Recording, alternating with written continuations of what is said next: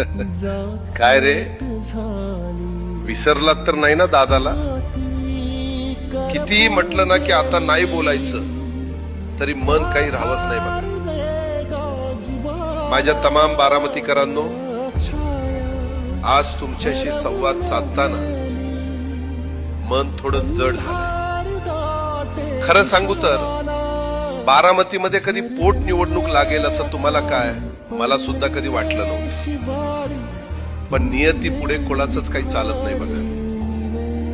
ज्या बारामतीत मी विकासाची गंगा आणली, रात्रंदिवस एक करून ज्या बारामतीचा कायापालट केला, आज त्याच बारामतीत ही पोटनिवडणूक आपल्या समोर उभी आहे. आज तुमच्या समोर सुनेत्रा उभी आहे. बारामतीचा विकास आणि आपला हा घरचा वारसा पुढे नेण्यासाठी ती मैदानात आहे.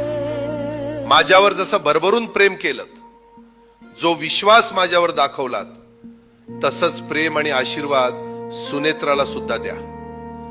तिने मला आजवर प्रत्येक संकटात साथ दिली आहे.